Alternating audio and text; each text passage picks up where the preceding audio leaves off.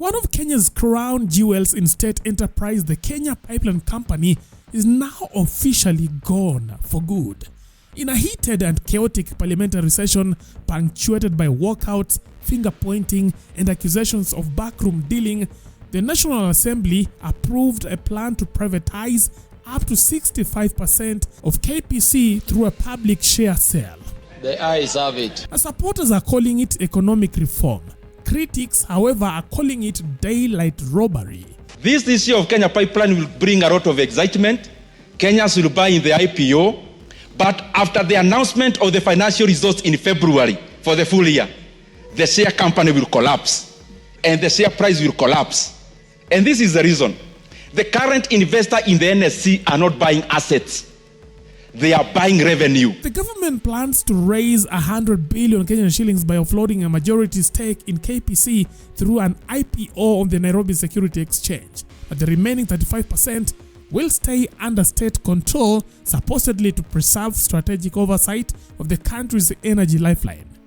Majority Leader Kimani Ichung'wah led the pitch, framing the sell-off as a win for transparency, investor confidence, and democratized ownership.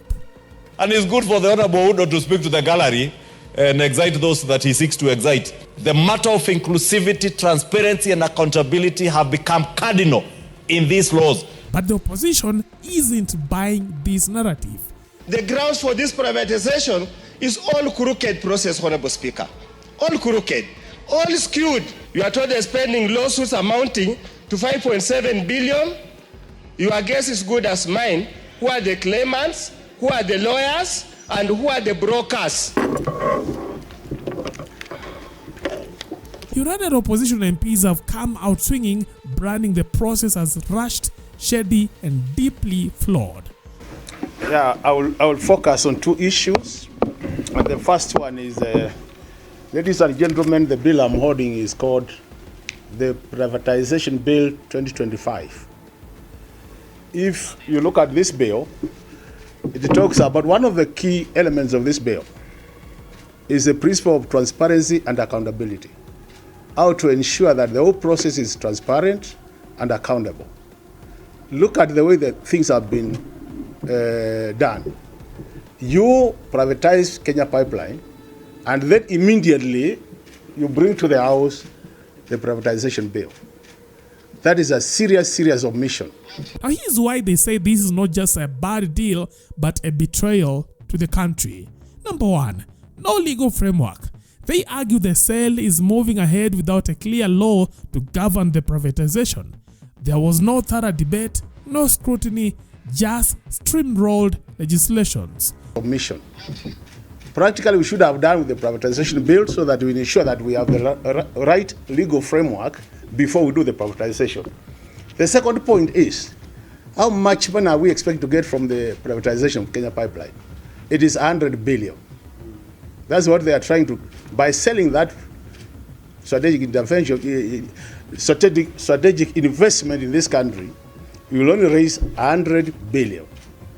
Now, if you look at our budget deficit this financial year, because they have factored this into the budget, it is about 870 billion.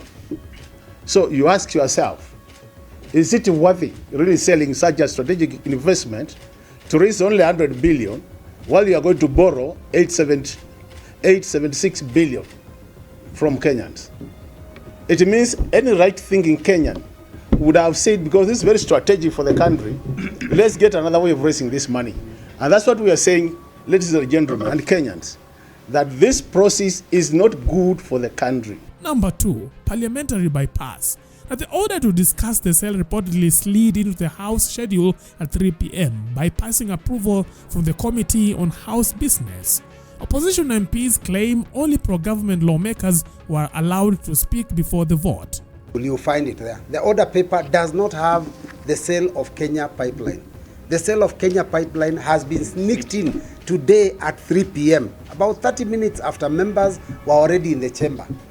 And you see, members, when they come to the House, they look at the order paper so that they can see what is coming in for debate and then they will deal with those issues that are of concern to their constituents or maybe the committee they are in. And also things that are critical, like the sale of Kenya Pipeline, would have actually had almost full house, but it was sneaked in the afternoon, and that is why we are complaining.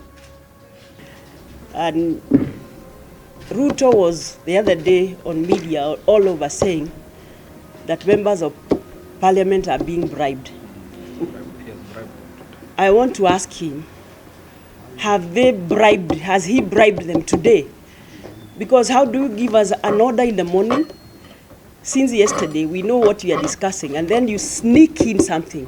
It's so pathetic that this government has been captured by the executive, and they are working for Ruto. They are not working for the people who have elected them. It's so sad. And then when we want to debate, you sit there, you put your card, you raise your hands, because even a chance to speak is so skewed. Because of course, the speaker today is in the broad-based. If it is not him, it is Wetangula himself. All of them, they are that side, so we don't expect any justice to be done to Kenyans in this house, because it's actually captured by the executive. Number 3, billions for lawyers. Now, whispers of nearly 5 billion Kenyan shillings in legal fees to unnamed lawyers handling the deal have sparked fresh corruption concerns. Kenya Pipeline inauzwa na tayari bunge imepitisha kuuzwa. Nani alihusishwa?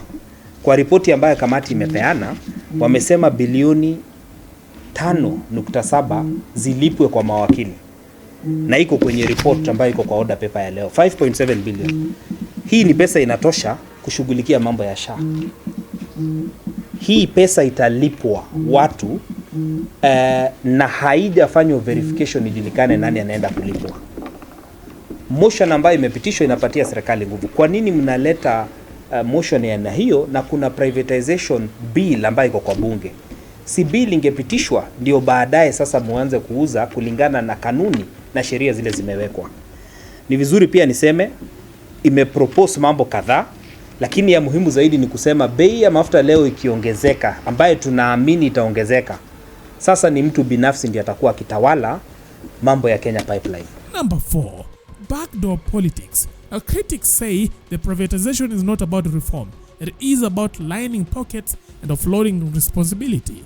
Ruto's administration, they allege, is trying to shift liability to private investors in case KPC's books turn out messier than expected. Thank you. I think one of the biggest challenges we have is if you look at the order paper that was presented today, there are some shadowy figures that have been included that in case Kenya Pipeline is sold, they will be the first to be paid. Billions of shillings. We have lawyers who we do not know who they are. We don't know the cases that they participated in.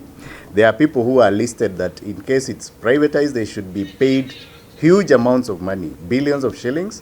And I think other than that, the fact that you are giving someone leeway to control the price of fuel, that if they decide to increase the price of fuel, we will be the ones who will suffer. 2, we've had cases when we know, if you look at Kenya Railways, the privatization of Kenya Railways, we've had cases where they come in, strip assets, they sell and they leave a shell.